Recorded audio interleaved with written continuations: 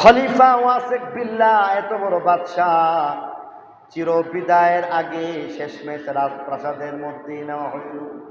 রাজপ্রাসাদের মধ্যে আবার সুন্দর সুগন্ধি লাগিয়ে দেওয়া হয়েছে, রাজকীয় পোশাক খোলা হয়েছে বটে, তবে দামি কাফনের ব্যবস্থা করা হয়েছে, খুশবুর ব্যবস্থা করা হয়েছে, আতর গোলাপের ব্যবস্থা করা হয়েছে।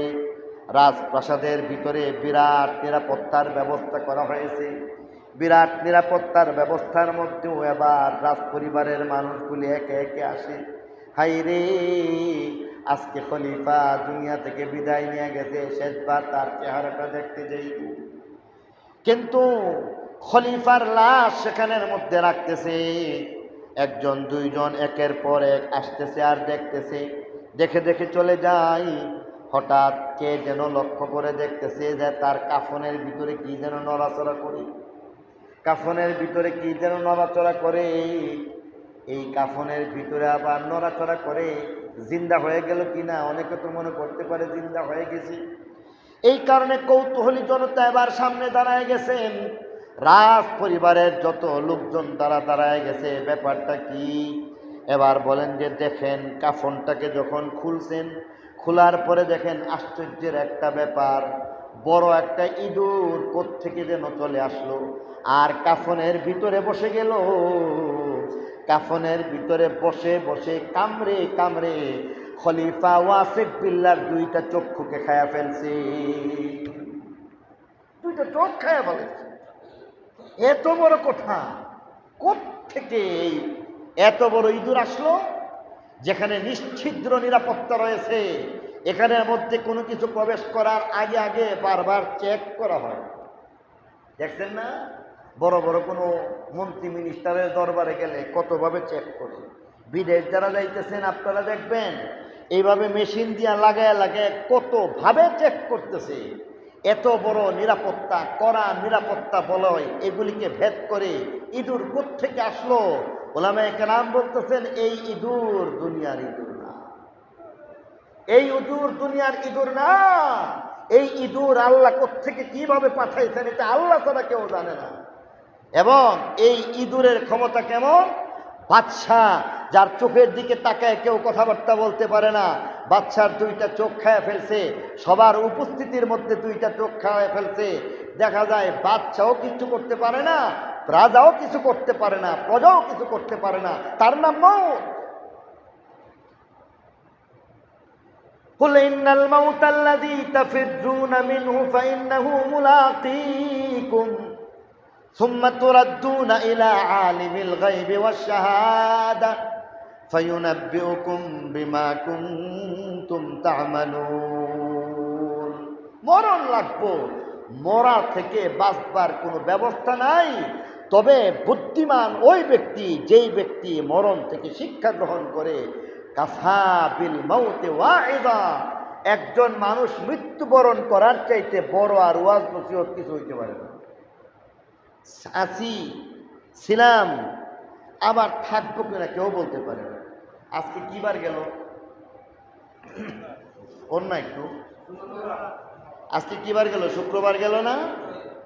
গত বৃহস্পতিবার, গতকালকে গেল না, এর আগের বৃহস্পতিবার হযরত মাওলানা আব্দুল্লাহ কাসিমি রহমতুল্লাহি আলাইহি সব কিছু ঠিকঠাক, ফজরের নামাজ জামাতে পড়ছেন, তাহাজ্জুদ পড়ছেন, হজ থেকে আসছেন, আর হজের মধ্যে আমার কানে কানে বলতেছেন যে ভাই সাহেব একটা সিস্টেমের মধ্যে আসছি, এবাদত ছাড়া অন্য কোনো কাজ করি না, মানুষের সাথে দেখা সাক্ষাৎ করি না, হোটেল আর মক্কা শরীফের হারামে পাক ছাড়া অন্য কোনো কাজ করি না, প্রত্যেক নামাজের ওয়াক্তের আগে একবার পরে একবার, তাহাজ্জুদের আগে পরে মিলাইয়া আমি দৈনিক কমপক্ষে 14 থেকে 15টা এমনভাবে তাওয়াফ করে ফেলাই।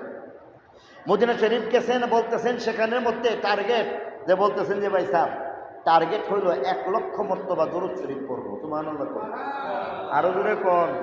আমি আর আপনি যখন মক্কা শরীফ যাই তখন বাতিদার খবর নিতে গিয়া, মার্কেটিং করতে গিয়া, শপিং করতে গিয়া, স্বর্ণ কিনতে গিয়া আমাদের সারা সময় চলে যায় ঝগড়া ফাসাদের মধ্যে, হস্তকে নষ্ট করে ফেলতেছি, এইভাবে সময় পার করে দেয়। আর এই আল্লাহর বান্দা আমার ওই দৃশ্যটা চোখে আসে, একেবারে ঠান্ডা মাথাটা নোয়ায় নোয়ায় বলতেছে বেশি কথা কই না, কারোর সাথে দেখা সাক্ষাৎ করি না, জিদ্দাও যাইতাম না, তায়েফ যাইতাম না, শুধু মক্কা শরীফ আর মদিনা শরীফ, অন্য কোথাও যাওয়ার আমার দরকারই নেই, আমি অন্য কোথাও যাবো না। আইসি কয়েকদিনের জন্য।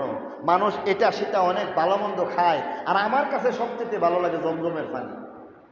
জমজমের পানি খাই, জমজমের পানি খাই প্রত্যেক নামাজের আগে আর পরে, এইভাবে তওয়াফ করি। উপর দিয়ে তওয়াফ করতে 1.5 ঘন্টা সময় লাগে, অথবা 1.25 ঘন্টা সময় লাগে। বলেন যে 14টা 15টা উমরা তো 14টা 15টা তওয়াফ তো আমাদের প্রতিদিন হয়ে যাইতেছে। মদিনা শরীফ গেছেন, মদিনা শরীফে যাওয়ার পরে সেখানে গিয়া বলতেছেন টার্গেট ফিল আপ করতে হবে, 1 লক্ষ মর্তবা নবীর উপর দরুদ শরীফ পড়বো। বলেন সুবহানাল্লাহ। আরো জোরে কোন সুবহানাল্লাহ, বুঝছেন না? একটু জোরে কোন না সুবহানাল্লাহ। একবার সুবহানাল্লাহ বলার বদলা কি পাইবেন জানেন? আসমান এবং জমিন মাঝখানে কি আছে কোনো বিজ্ঞানী আবিষ্কার করতে পারে নাই। আল্লাহ নবী সত্যবাদী নবী, আল্লাহ নবী সত্যায়িত নবী বলে দিয়ে গেছেন, আসমান এবং জমিনের যত ফাঁকা জায়গা আছে একবার সুবহানাল্লাহ বলার দ্বারা আল্লাহ সওয়াবের দ্বারা ভরপুর করে দেবে। আব্দুল্লাহ কাসিমি রহমতুল্লাহি আলাইহি 80,000 বার এই 10 দিনের সফরের মধ্যে মদিনা শরীফের মধ্যে 80,000 বার দুরূদ শরীফ যেদিন পড়া শেষ হয়েছে, সরকারে দু আলম দুনু জাহানের বাদশা নবী কামলিওয়ালি নবী সরাসরি তার সাথে মোলাকাত করে মুআনাকা করছে। কামলিওয়ালি নবী এবার তার চেহারাটা একটু মলিন, আবার নিজেই এবার ব্যাখ্যা করতেছেন 80,000 বার দুরূদ শরীফ পড়লাম, এরপরেও আল্লাহ নবীর চেহারাটা মলিন কেন? মনে হয় আমার আমলের কোনো ঘাটতি আছে। আরও মোরাকাবা করতে শুরু করলেন, আরও মুজাহাদা করতে শুরু করলেন, আরও দরুদ শরীফ পড়তে শুরু করলেন। 1 লক্ষ মর্তবা যখন দরুদ শরীফ পড়া শেষ হয়েছে, আশ্বাস প্রশ্বাস সরকারে দু আলম নবী তাকে আলিঙ্গন করে ধরছে। এই মানুষটা তাহাজ্জুদ করছে, কোরআন শরীফের তেলাওয়াত করছে, ফজরের নামাজ তেলাওয়াত করছে, আর ফজরের পরে কেউ তেলাওয়াত করতে চাইছিল আর বলতেছে যে একটু কোরআন শরীফ পড়ে লই, না হলে পড়া হইব না। উনি উত্তর দিয়া বলতেছেন যে আরে ভাই সাহেব বলেন কি, কোরআন তেলাওয়াত কি ফজরের ফরের জন্য রাখে? এইটা তো ফজরের আগে সেরে লাগে। আপনারা সওয়াল করেন, আপনারা কি নারাজ? বলে সুবহানাল্লাহ কইতেন না? সুবহানাল্লাহ। আপনারা কি বখিল? বখিল আপনারা? তাহলে ইয়েস নো ভেরি গুড, এটা তো লাগবো। ওয়াজ তো শুধু আমারে লাগাই দিচ্ছেন, আপনারাও তো কিছু ওয়াজ করা লাগবে। কোথায় সুবহানাল্লাহ বলা লাগে, কোথায় আলহামদুলিল্লাহ বলা লাগে, গোপীনাথপুরের মানুষকে বলার দরকার মনে করি না। কারণ এই গোপীনাথপুরের মধ্যে বাংলাদেশের বিখ্যাত যত ওলামায়ে কেরাম, আমার মনে হয় না যে কেউ বাকি আছে, ঠিক কিনা বলেন? এই অবস্থা যদি হয়ে থাকে, এরপরও আপনারা সুবহানাল্লাহ বলতে এতবার বলা লাগে, আমি কষ্ট পাই না। সামনে সুবহানাল্লাহ কইবেন নি? আলহামদুলিল্লাহ বলবেন নি? আল্লাহু আকবার বলবেন নি? যেখানে যেটা দরকার চায়ের একটার জায়গা আরেকটা লাগাইয়েন না, তাহলে কিন্তু গন্ডগোল হয়ে যাবে। আমার বলার উদ্দেশ্য হইতেছে হযরত আব্দুল্লাহ কাসিমি রহমতুল্লাহি আলাইহি এইভাবে সব কিছু ঠিকঠাক করে ফজরের আগেই তাহাজ্জুদ, কোরআন তেলাওয়াত সব কিছু কমপ্লিট করেন, এমন আমলের দরকার আছে না নাই? এই মানুষটা ফজরের পরে ইশরাক করছে, নফল নামাজ টামাজ কইরা, এরপরে নাস্তা টাস্তা কইরা, তারপরে কোরআন শরীফের দর্শ পড়াইয়া, এরপরে গিয়া বাসায় গিয়া একটু আরাম করছে, গোসল কইরা মাদ্রাসায় আবার হাদিস পড়াইবার জন্য যখন বের হইতেছে, মালাকুল মাউত এসে হাজির হইয়া বলতেছেন এখন আর সময় নাই, চলো তোমাকে সামান্য সময়ের মধ্যে জান্নাতের মেহমান বানায় দেবে। সুবহানাল্লাহ। কারণ সেখান থেকে ওনাকে হাসপাতালে নেওয়া হয়েছে, হাসপাতাল থেকে শুক্রবার দিনটা পরে তো মারাই গেলাই। গত শনিবার দিন দুপুর 1:05 আল্লাহর এই বান্দা এমনভাবে দুনিয়া থেকে বিদায় নিয়ে গেছেন, বলা হইতেছে তার ব্যাপারে আরো একজন আল্লাহর ওলি স্বপ্ন দেখতেছে, তিনি হাসতে হাসতে বলতেছেন যে আমি তো জান্নাতে পৌঁছে গেছি, আলহামদুলিল্লাহ। এই ধরনের কাজ দরকার আছে না নাই? বলতেছিলাম এইভাবে নেক আমলের জন্য আমাকে আপনাকে নেক আমলের মাধ্যমে আখিরাতের সফরের জন্য রেডি হয়ে থাকার দরকার আছে না নাই? বলতেছে যাইতে হইব, এইভাবেই থাকতে হবে, রেডি হয়ে থাকবো। আল্লাহ বলেন কুল ইন্নাল মাউতাল্লাযী তাফিররুনা মিনহু ফাইন্নাহু মুলাকীকুম সুম্মা তুরাদ্দুনা ইলা আলিমিল গায়বি ওয়াশ শাহাদা ফায়ুনাব্বিউকুম বিমা কুনতুম তা'মালুন। যেখানেই থাকো না কেন মৃত্যুর স্বাদ তোমাকে আস্বাদন করতেই হবে। আজকে মানলে কালকে 3 দিন প্রবাদ একটা বাক্য আছে না নাই? বলা হইতেছে কেমনে? আজকে আমি আসি, কালকে থাকবো এমন কোনো কথা বলার সুযোগ নাই। গতকালকে জামিয়া ইউনুসিয়ার খাদেম আমাদের আবুল কাশেম ভাই মাগরিবের নামাজ পড়লেন। মাগরিবের নামাজ পড়ে ওলামায়ে কেরাম থেকে বিদায় নিয়ে গেলেন। কে জানতো এটাই যে তার শেষ বিদায় হয়ে যাইবে। বাড়িতে গেলেন সকালবেলা 10টার সময় তার মুরব্বীকে ডেকে ডেকে বলতেছেন, চাচা যান, আমার একটা কথা শুনেন। আমার ছেলেটা তো কোরআনের হাফেজ হয়ে গেছে, মাদ্রাসায় দিয়ে রাখছি, ছেলেটা যেন ভালো করে লেখাপড়া করে, আপনি তাকে বুঝাইবেন। আপনার কাছে আমার একটা ওসিয়ত, আপনাকে আমি বলে গেলাম, আমার ছেলেটাকে সুন্দর করে বুঝাইবেন। আর শুনেন চাচাজি, আমার একটা কথা আমি আগে ভাগে আপনাকে বলে রাখি। সুস্থ মানুষটা এবার বলতেছেন সকাল 10টার সময়, ও আমার চাচা, যদি মইরা যায় লাশ খান, জামিয়া ইউনুসিয়ার মধ্যে নিয়ে আমার লাশের জানাজার ব্যবস্থা করবেন। 10টার সময় বলছে, কে জানতো 11টার সময় মালাকুল মউত হাজির হয়ে গেছে। 11টার সময় হাজির হয়ে গেছে।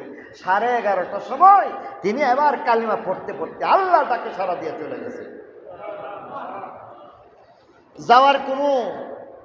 যাওয়াটাকে আখিরাতের সফরটাকে ঠেকাইবার কোনো ব্যবস্থা আসেনি না। এখন আজকে এই তো গতকালকে এই সময় কত স্বপ্ন ছিল, আজকে সকল স্বপ্ন ধূলিসাৎ হয়ে গেছে। এখন তার জন্য একটু চিন্তা করে দেখেন, আমার আপনার অবস্থাটা একটু চিন্তা করে দেখেন। যদি আমার অবস্থাটা এমন হয়ে যাইতো, আপনার অবস্থাটা এমন হয়ে যাইতো, তাহলে অবস্থাটা কেমন হইতো? যে এখন কাশেম ভাইকে যেমন মাটির মধ্যে শোয়াই দিছে, আমাকেও আপনাকেও মাটির মধ্যে শোয়াই দিত কি দিত না? আরো জোরে বলুন, শোয়ায় দিত কি দিত না? শোয়ায় দিত। শোয়ায় দিলে এরপরের অবস্থাটা কোনোদিন চিন্তা করে দেখছেন? এরপরের অবস্থাটা কোনোদিন চিন্তা করে দেখছেন? আমার হাত পা অঙ্গ প্রত্যঙ্গ সব কিছুর মধ্যে ব্যতিক্রমী একটা অবস্থা সৃষ্টি হয়ে গেছে। কবরের মধ্যে রেখে দেওয়া হয়েছে। এবার কবরের মধ্যে চাঙ্গারি লাগায় নেওয়া হয়েছে, লাশ মাটির মধ্যে শোয়াই দিছে, বানগুলিকে খুল্লা দিছে, খুল্লা দেওয়ার পরে এবার কাট করে শোয়াই দিছে। এরপরে এখানের মধ্যে বাঁশ দিছে, তার উপরে এমনভাবে কিছু দিয়ে দিছে, কি বলে, চাটাই দিয়ে দিছে, চাটাইয়ের উপর মাটি দিয়ে দিছে। মাটি দিয়ে দেওয়ার পরের অবস্থাটা কি, এটা না দেখলেও আমরা বুঝি, অন্তরের দৃষ্টি দিয়ে দেখা যায়। কারণ এই অন্তরের দৃষ্টি দিয়ে চোখটা বন্ধ করে দেখেন, আজকে আমাকে কবরের মধ্যে যখন রাখা হয়েছে, আমার অঙ্গ প্রত্যঙ্গগুলিকে ভাগ ভাগ করে ফেলা হয়েছে। কিছু পোকামাকড় এমন হয়ে গেছে যারা আমার সেই অঙ্গ প্রত্যঙ্গকে ভাগ করে ফেলছে।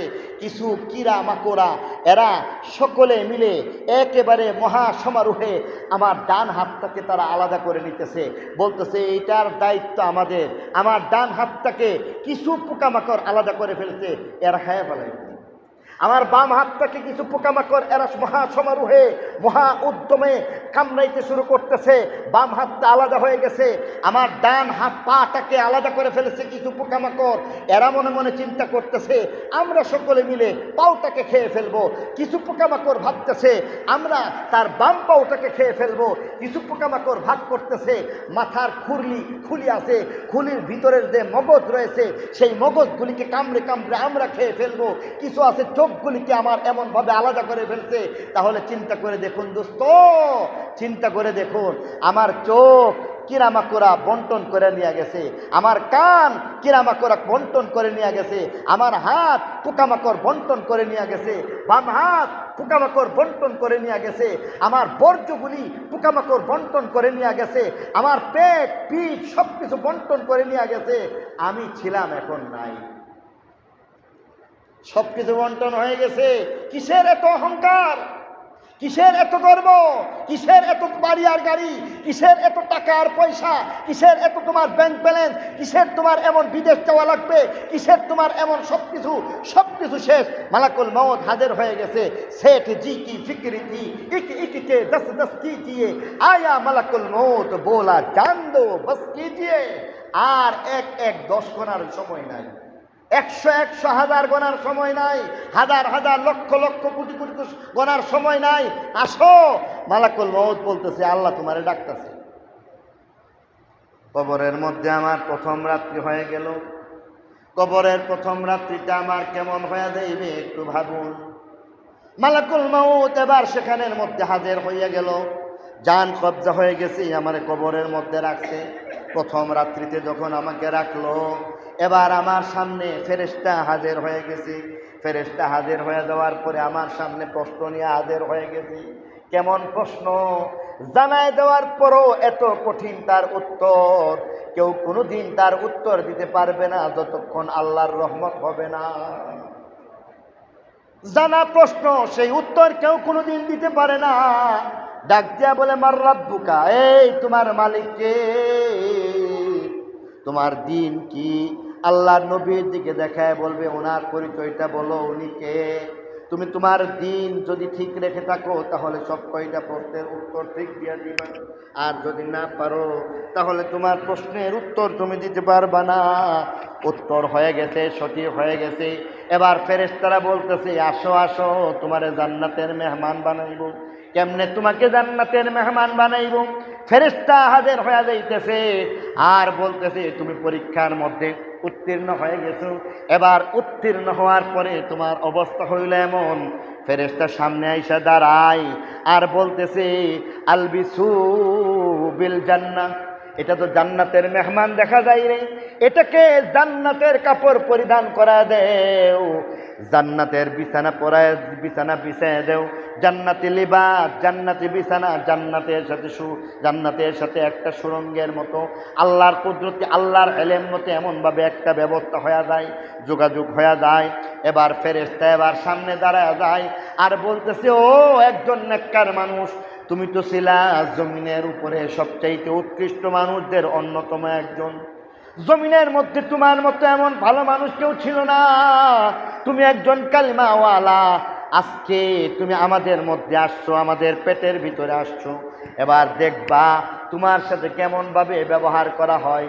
জান্নাতের সাথে এবার সম্পর্ক করাইয়া সাথে সাথে এবার বলে দিতেছে, নাম কানাউমিল আরুস, আজকে তুমি দুলহামিয়ার মতো আরামের একটা ঘুম দিবা। আজকে তুমি এমনভাবে ঘুমাইবা, কতদিন ঘুমাইবা তুমি হয়তো জানো না। পৃথিবীর মধ্যে সর্বশেষ মানুষটা যেদিন মৃত্যুবরণ করবে, সেই মানুষটাও কবরের মধ্যে কমপক্ষে 40,000 বছর পর্যন্ত থাকবে। এত বড় সময় তোমার কাছে বড় সময় লাগবে না। নাম কানাউমিল আরুস, তুমি দুলহামিয়ার মতো এমনভাবে ঘুমায় দাও, মনে হইবে মাত্র যেন তুমি বাসর ঘরের মধ্যে প্রবেশ করলাম, মুহূর্তের মধ্যে যেন আযান হয়ে গেলে খবর থাকে না। 40,000 বছরের সময়টা এমনভাবে কাটবে, তোমার কোনো ধরনের খবর হইবে না। বলি সুবহানাল্লাহ। পক্ষান্তরে আজকের প্রথম রাত্রিতে আল্লাহর ফেরেশতারা হাজির হয়ে যায়। আল্লাহর ফেরেশতারা হাজির হয়ে এবার বলতেছেন, কিরে কিরে, তোর কি অবস্থা? আগে উত্তর দিয়ালে, ওই মার রাব্বুকা ওয়া মা দীনুকা ওয়া মান হাদার রাজুলুল্লাযী বুইসা ইলাইকুম। আল্লাহ নবীর দিকে তাকাইয়া দেখাইয়া বলবেন, নবীর ব্যাপারে বলো, ওনারে চিনো কিনা বলো, তোমার দিন কি ছিল, ধর্ম কি ছিল, ইসলাম ধর্মের ব্যাপারে তোমার কি ধারণা ছিল। এবার প্রত্যেকটা প্রশ্নের উত্তর এই মানুষটা হাজার শিক্ষিত হওয়ার পরও কুরআন হাদিস জানলো, যদি বেঈমান ইমানদারও হয়ে থাকে, বদ আমল হয়ে থাকে, উলামায়ে কেরাম থেকে হাজার জানবার পরও সেদিন উত্তর সে দিতে পারবে না। কারণ এটা তো এমন একটা উত্তর, নেক আমলের নূর আর বাতি থাকলে দেখে দেখে উত্তর দিতে পারে, আর যদি নেক আমলের বাতি না থাকে উত্তর দিতে পারে না। ফেরেশতা এবার ডাক দিয়া বলে, মার রাব্বুক। এবার বলতে থাকবে, হা হা লা আদরি ওয়া মা দীনুক। উত্তরে বলবে, হা হা লা আদরি, হা হা লা আদরি, আমি জানি না, আমি জানি না, হাই আফসোস, আমি জানি না। দুনিয়ার মধ্যে ইমাম সাহেব তো বলছিলেন, এবার কিন্তু ভুলে গেছি, জানি না। ওয়াজের মধ্যে শুনছিলাম, ভুলে গেছি, জানি না। কোরআন হাদিস শুনছিলাম, ভুলে গেছি, জানি না। জানো না কেন? হয়তো তোমার মধ্যে আমল নাই। হা হা, এমন যদি হয়ে থাকে তাহলে আসলে আমরা তো আগেই বুঝছিলাম তুমি যে কেমন হইবা। এবার বলতেছে, ফেরেশতারা তো বটেই, ফেরেশতারা তাকে তিরস্কার আর ভর্ৎসনা দিতে থাকবে। মাটি এবার মানুষের মতো কথাবার্তা বলতে শুরু করবে। ইবনে মাজাহ শরীফের রওয়ায়াতের মধ্যে বলতে শুরু করতেছে, আল্লাহ নবী ফরমান, ফেরেশতা এবার আসবে, আসার পরে আবার ডাক দিয়া বলবে, আইয়াতুহান নাফসুল খাবিসা ফি জাসাদিন খাবিস। এই একটা খারাপ শরীরের মধ্যে খারাপ একটা নফস নিয়া দুনিয়ার মধ্যে তুই ঘোরাফেরা করতি, জমিনের উপরে যারা চলতো তোর মতো এমন নিকৃষ্ট আমার জানা মতে কেউ ছিল না।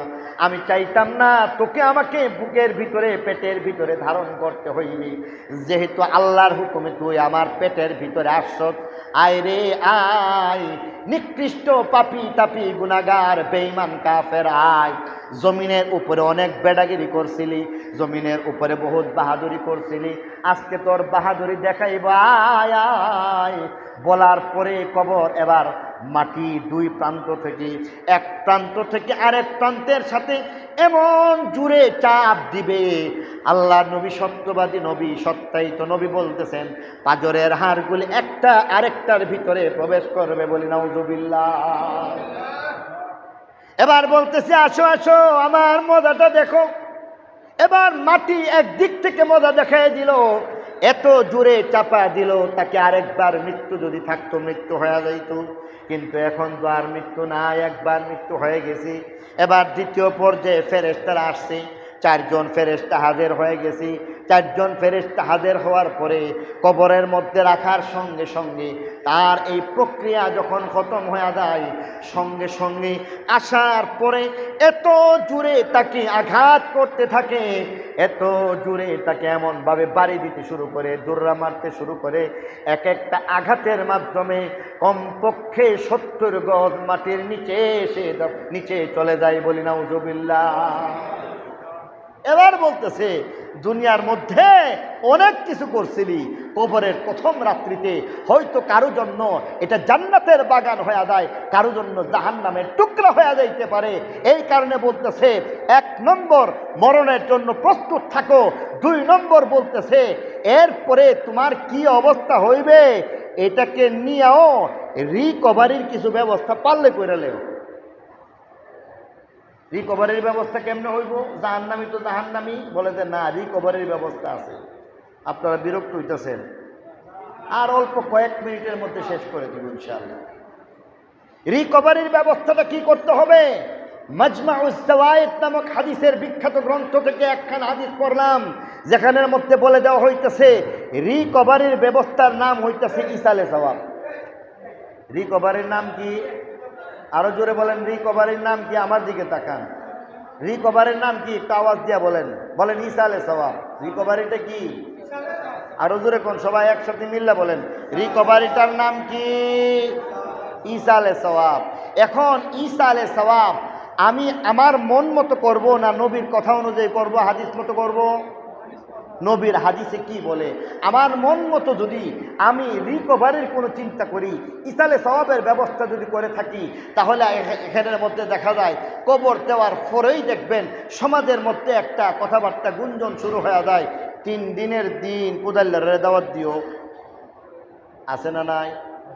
আর বলতেছে যে কমপক্ষে কুদাল্লারে যদি দাওয়াত না দেওয়া হয় মানুষই কিটা করবো, বলে এমন কিরফিনের কিরফিন, এই 3 দিনে কুদাল্লা যারা আছে এরারে পর্যন্ত খাওয়াইছে না। আপনারা কিতা কোন কুদাল্লা কইনি? কি কইন আপনারা? কুদাল্লা কইন না? কুদাল্লারে দাওয়াত দেও, 3 দিনের দিন দাওয়াত দেও, 5 দিনের দিন দাওয়াত দেও, 40 আর বিরাট একটা খাওয়ান করো।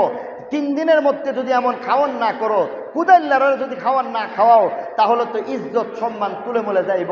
5 দিনের মধ্যে যদি খাওয়ান না করো, তাহলে তো মনে করবে যে সে বেটা যে মরছে, বেটার কোনো লুক নাই, ওয়ারিস বলতে কিছুই নাই, লাখ টাকা কোটি টাকা দিয়া গেছে, তার পিছনে খরচ করবে না, মানুষে হুনলে কিতা কইব, আছে না নাই? এরপরে 40 মধ্যে একটা খাওয়ান করো, এই 40 খাওয়ানের মধ্যে এখানের মধ্যে বড় একটা মহিষ আনা হইবে, আর বড় একটা মহিষ আনার পরে জবাই করে যদি খানা না খাওয়ানো হয়, তাহলে মানুষ কইবে বাপে কোটি টাকার সম্পদ দিয়া গেছে, 1000 কোটি টাকার সম্পদ দিয়া গেছে, লাখ লাখ টাকা, হাজার হাজার টাকা দিয়া গেছে, মাত্র 1 লাখ টাকা খরচ কইরা একটা বাপের নামে খাওয়ান দিলা না। এই লজ্জা রাখবো কোথায়? আল্লাহ নবী ফরমান, এখানের মধ্যে তোমাদের যে কথা আছে এর মধ্যে রিয়াকারি আছে, রিয়াকারি এক প্রকারের শিরিক। নাউজুবিল্লাহ। লোক দেখানো ইবাদত, আপনারাই কন্যা, এটা কি সহি হইব? এই জন্য বলেন এখানের মধ্যে আপনাদের বিবেকের কাছ থেকে আমি একটা উত্তর চাইব, আপনারা আমার উত্তরটা দিবেন, আমি আপনাদের কাছে সেই উত্তরটা চাই। বলেন সমাজের মধ্যে এই কথাটা আছে না নাই, যে কুদাইল্লারা যদি না খাওয়ানো হয় তাহলে ইজ্জত বাঁচে না, এই কথাটা আছে না নাই? যদি এমন হয়ে থাকে তাহলে আপনি আল্লাহর জন্য কোনো একটা কাজ করবেন, এটা হয়ে যাইব সওয়াব, এর দ্বারা ইসালে সওয়াবের ব্যবস্থা হইব। আর যদি আপনি ইজ্জত বাঁচাইবার জন্য 3 দিনের খানা করেন, 5 দিনের খানা করেন, 40 খানা করেন, তাহলে আপনি কি আল্লাহর জন্য করলেন না লোক দেখানো? তো লোক দেখানো ইবাদতের দ্বারা আল্লাহর দরবারে কিছু পাওয়া যায়? আল্লাহর দরবারে কিছুই পাওয়া যায় না। তাহলে আজকে থেকে আমাকে আপনাকে বুঝতে হবে, যেই কোনো কাজ করব সব কিছু একমাত্র আল্লাহর জন্য করলেই সওয়াব হইবে।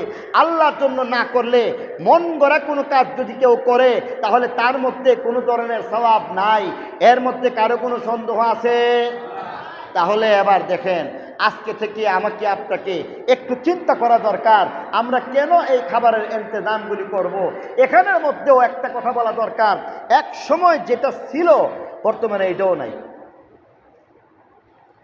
এটাকে বাংলা ভাষায় কাঙ্গালি বুঝ বলা হয়, আমরা জেফাত বলি না, এটা কাঙ্গালি বুঝ বলে। কাঙ্গাল বুঝেননি? কাঙ্গাল ফকির মিসকিন, ঠিক কিনা বলেন?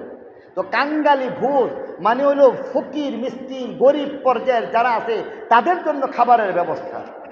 তাহলে 3 দিনের খাবারটা যদি হয়ে থাকে তাহলে এই খাবারটা হবে ধনী মানুষের জন্য না গরিব মানুষের জন্য? চেয়ারম্যান মেম্বারের জন্য না ফকির মিসকিনের জন্য? চেয়ারম্যানের জন্য। ফকির মিসকিনের খাবার দিয়া সম্মানিত করা যায় না। তাহলে বোঝা গেল কাঙ্গালি ভুজটা আসলে হওয়ার কথা ছিল গরিব ফকির মিসকিন যারা তাদের জন্য। কিন্তু বর্তমান 3 দিন বলেন, 5 দিন বলেন, 40 বলেন, আপনাদের বিবেক থেকে আমি জানতে চাই এখানে মধ্যে ফকিররা বেশি খায় না বড় লোক বেশি খায়? তো বড় লোক যারা এরা একটু খাইতে সাইকেল লেগা, বড় লোক গরিবের খানা খাইতে তো এক হিসাবে হায়া লজ্জা শরমের কথা, ঠিক কিনা বলেন? যেই খাবারটা গরিব মিসকিনের খাবার, এতিম মিসকিনের খাবার, ফকির মিসকিনের খাবার, এই খাবারের জন্য আমি আর আপনি লাইন ধরে সেখানের মধ্যে দেওয়া এটা যেমন অনুচিত, আমি আর আপনি যদি মেজবান হয়ে থাকি ফকিররার খানা একজন চেয়ারম্যান ডেকে রেখা হবে, ঠিক কিনা বলেন? এরপরে দেখেন যে খানার ব্যবস্থা করা হইতেছে, এখানের মধ্যে গিয়া ফকির যারা আছে এদের অবস্থা হইতেছে, হেই ফরে আইও, ফরে আইও, ফরে আইও, 4টার পরে আইও। আর 4টার পরে আড্ডি জুল টুল দিয়া কোনো সময় দেখা যায় যে পায় না, আড্ডি কুট্টির সাথে কিছু মিলাইয়া আইডা মাইডা সহ মিলাইও যেই খাবার দেওয়া হইতেছে, এই খাবার খাইয়া কেউ আসলে সন্তুষ্ট হইতে পারে না।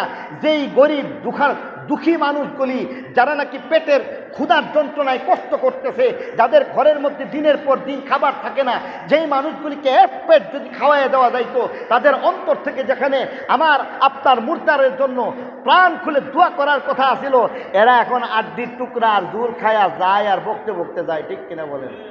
আর বলতে থাকে কেডা কুসিন তোরা খাওয়ান করতে বিল্লা, এক পেট খাওয়াইতে পারছো না, তাহলে কেড়ে আমাদেরকে ইয়া করো, বড় লোক যারা আছে এদেরকে খাওয়াই দিছ। এমন বদুয়া দিতে দিতে যায় কি যায় না? এমন আছে না নাই?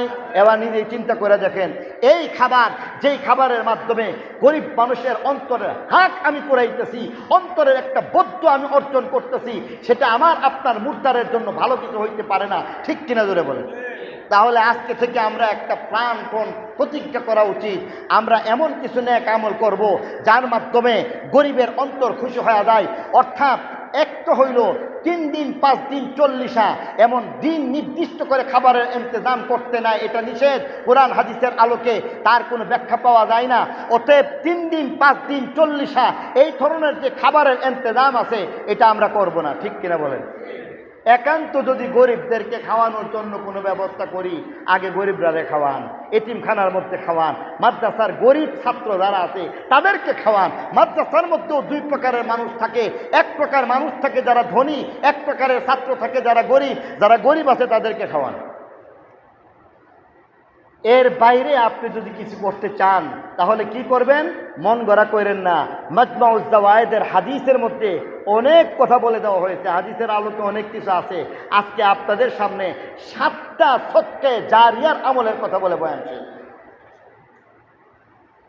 আন আনাস রাদিয়াল্লাহু তাআলা আনহু قال قال رسول الله صلى الله عليه وسلم, মাজমাউজ জাওয়ায়েদের রওয়ায়াতের মধ্যে হযরত আনাস রাদিয়াল্লাহু তাআলা আনহু থেকে বর্ণিত রওয়ায়াত, আল্লাহ নবী ফরমান সাবআতুন ইউজরা লিল আবদি আজরুহুন্না মিন বাদি মাউতিহি ওয়া হুয়া ফি কবরিহি। 7 প্রকারের মানুষ তো এমন যারা কবরের মধ্যে মরণের পরে শুয়া শুয়া নেক আমলের অংশীদার আর ভাগ পাইতে থাকবে, বলি সুবহানাল্লাহ। 1 নম্বর কাজ হইবে মান আল্লামা ইলমা, সদকায়ে জারিয়া, কবরে ঘুমায় ঘুমায় মৃত্যুর পরও যারা এমন নেক আমল পাইব। 1 নম্বর হইল এই মানুষটা যদি আলেম হইয়া যায়, শিখবে আর শিখাইবে, মাদ্রাসায় পড়বে অথবা পড়াইবে। এই মানুষটা কোরআনের আলেম হইয়া যায়, হাদিসের আলেম হইয়া যায়, শিখে আর শিখায়। আল্লাহ নবী ফরমান তার এই মানুষটা যদি মৃত্যুবরণ করে, সেই মানুষের মৃত্যুর পরেও কোনো সমস্যা নাই। একজন হাফেজ কোরআন, একজন হাফেজ ইউসুফ হাজার হাজার হাফেজ বানাইছে, প্রত্যেক হাফেজ আরো হাফেজ বানাইছে, তার ছাত্র আরো ছাত্র বানাইছে। বর্তমান সমাজের মধ্যে চিন্তা যদি করেন, ইউসুফ ভাইয়ের হাজার হাজার ছাত্র আছে না নাই? প্রত্যেকের হাজার হাজার ছাত্র কিয়ামত পর্যন্ত হাফেজ কোরআন বানাইতে থাকবে। আল্লাহ যতদিন তার হায়াত রাখছে তিনি তার সওয়াব পাইবেন। এমনকি কবরে চলে গেলেও হাজার হাজার খতমের সওয়াব হযরত হাফেজ ইউসুফ সাহেব কবরের মধ্যে পাওয়া যাইবে। তাহলে 1 নম্বর হইল আলেম হয়ে যান, জ্ঞান চর্চার মাধ্যমে সদকায়ে জারিয়ার দরজাটা খুলবে। 2 নম্বর আও আজরা নাহরা, 2 নম্বর নহর, খাল খনন করবেন। খাল খনন করার মাধ্যমে এমনভাবে সদকায়ে জারিয়ার একটা কাজ হয়ে যায়, যে মানুষগুলি এমনভাবে খাল খননের মতো কাজ করলো, নদী খননের মতো কাজ করলো, পানি প্রবাহিত করার মতো একটা কাজ করে দিল। আল্লাহ নবী সত্যবাদী সত্যায়িত নবী বলমান এই মানুষটা মৃত্যুর পরে কবরের মধ্যে এই খালের পানির দ্বারা যত মানুষ উপকৃত হয়ে গেল, নদীর দ্বারা যত মানুষ উপকৃত হয়ে গেল, তার আমলের মধ্যে আল্লাহ তার সওয়াব পৌঁছায় দিবেন। 3 নম্বরে বলতেছেন আও হাফারা বিরা, প্রথম 2টা হয়তো কঠিন হয়ে যাইবে। আমার ছেলের ইঞ্জিনিয়ার বানায় ফেলছি, আলেম বানাইতে পারি নাই, অতএব আলেম যেহেতু পারলাম না, আমি হয়তো এমন নদী খনন করতে পারলাম না, তবে আমার জন্য ছোট্ট পরিসরে আমার নবী বলে দিয়ে গেছেন 3 নম্বর আমল আও হাফারা বিরা, তুমি একটা কূপ আর কুয়া খনন করে দিবা। বর্তমানে কূপ আর কুয়া নাই, একটা টিউবওয়েল আপনি খনন করে দিবেন। একটা টিউবওয়েলের এক একটা ফুটা ফুটা পানি মানুষ গ্রহণ করবে, বাড়িঘরের মধ্যে ব্যবহার করবে, খাদ্য হিসাবে পানীয় হিসাবে গ্রহণ করবে। এক একটা ফুটায় ফুটায় আপনার আমল নামার মধ্যে এই টিউবওয়েলের সওয়াব আল্লাহ কবরে পৌঁছায় দিবেন। 4 নম্বরে বলতেছেন আও গারাসা নাখলা, সদকায়ে জারিয়ার মধ্যে আরো একটা 4 নম্বর সদকায়ে জারিয়া, আপনি একখান গাছ লাগাই দেন, বৃক্ষরোপণ করেন। বর্ষাকাল গাছ লাগাইবার সময় এখানে গাছ লাগাই দিবেন। গাছের পাতা যতগুলি থাকবে, যতভাবে থাকবে, প্রত্যেকটা পাতায় পাতায় আল্লাহ আপনার আমল নামার মধ্যে সওয়াব দিয়া কবরে পৌঁছায় দিবি।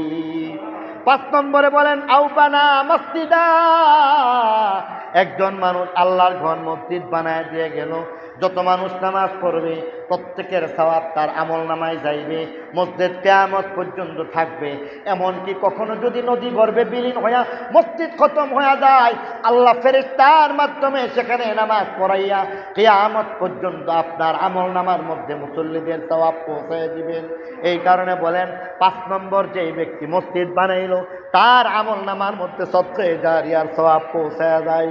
6 নম্বরে বলেন আউয়ার রাসা মুসহাফা, যদি একজন আলেম তালিবুল ইলমকে কোরআন হাদিসের কিতাব মালিকি কিতাবের মালিক বানায় দেয়, হাফেজ কোরআনের একখান কোরআন শরীফ দরকার, কোরআন শরীফ কিনে দিলেন, তালিবুল ইলম তাকে কিতাব কিনে দিলেন, পাঠাগারের মধ্যে আপনি কোরআন হাদিসের কিতাব কিনে দিলেন। এমনভাবে যখন কিতাব পড়বে লোকেরা সেখানের মধ্যে রাখবে, যত মানুষ সেই কোরআন পড়বে, হাদিস পড়বে, কিতাবগুলি পড়বে, আপনার আমল নামার মধ্যে আপনি এমনভাবে মৌতের পরে কবরে শুয়া শুয়া এই কিতাবের ভাগীদার, সওয়াবের ভাগীদার আপনি হয়ে যান। 7 নম্বরে বলতেছে আউ তারাকা ওয়ালাদান ইস্তাগফিরু লাহু বাদাল মাউত, অথবা এমন একজন সুপুত্র রেখে গেছেন, সে আপনার মৃত্যুর পরেও দেখা যাইবে আপনার মাগফিরাতের জন্য দোয়া করবে। প্রত্যেক ওয়াক্ত কমপক্ষে 5 ওয়াক্ত নামাজের মধ্যে, তার বাইরে মক্কা শরীফ, মদিনা শরীফ, ওয়াজ নসিহত সহ চলতে ফিরতে হাঁটতে আসা যাওয়ার মধ্যে যখন মনে হইতেছে তখনই বলতে থাকবে, রব্বির হামহুমা কামা রব্বায়ানি সগীরা, রব্বির হামহুমা কামা রব্বায়ানি সগীরা, রব্বির হামহুমা কামা রব্বায়ানি সগীরা। এই ছেলে যখন কবরের পাশে দাঁড়ায় যাইবে আর বাবার জন্য 2 ফোঁটা চোখের পানি ফালাইয়া দিবে, আর আল্লাহর দরবারে যখন বাবার জন্য দোয়া করতে শুরু করবে, এই চোখের পানি মুছবার আগে আগে, শুকাইবার আগে আগে আপনার কবরটাকে আমার আল্লাহ জান্নাত বানায় দেবে। এটা না কইরা করি কি, ওই বিরাট একটা জাফর দিলাম। এটা না করে আমরা করি কি, বিরাট 40-এর আয়োজন করো।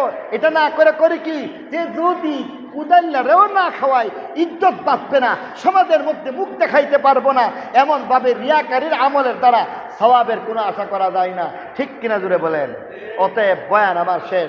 প্রথম কথা হইতেছে মৌতের জন্য প্রস্তুত থাকতে হবে। ঠিক কিনা বলেন? দ্বিতীয় নম্বর হইতেছে মৌতের পরে পৃথিবীর মধ্যে, কবরের মধ্যে প্রথম রাত্রির সামান দুনিয়া থেকে অর্জন করতে হবে। তৃতীয় নম্বর কথা হইতেছে একটা আমলের মাধ্যমে, একটা নেক আমলের মাধ্যমে রিকভারি হয়ে যাইবে। কেমনে রিকভারি হইবে? বিভিন্ন সদকায়ে জারিয়ার আমল, 7 প্রকারের সদকায়ে জারিয়ার আমলের কথা বলা হয়েছে।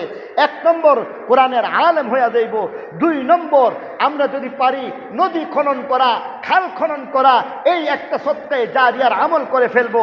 3 নম্বর কূপ নির্মাণ করব। বর্তমানে কূপ আমরা পারতেছি না, টিউবওয়েলের ব্যবস্থা করে দিব। 4 নম্বর বৃক্ষরোপণের সদকায়ে জারিয়ার আমল করতে পারি। 5 নম্বর মসজিদ বানাইবার সদকায়ে জারিয়ার আমল করতে পারি। 6 নম্বর মাদ্রাসার মধ্যে কিতাব খরিদ করে দিতে পারি, পাঠাগারের মধ্যে কিতাব খরিদ করে দিতে পারি, তালেবুল ইলমকে কোরআন শরীফ কিনে দিতে পারি, তালেবুল ইলমদেরকে বুখারী শরীফের হাদিস ব্যাখ্যা গ্রন্থ কিনে দিতে পারি।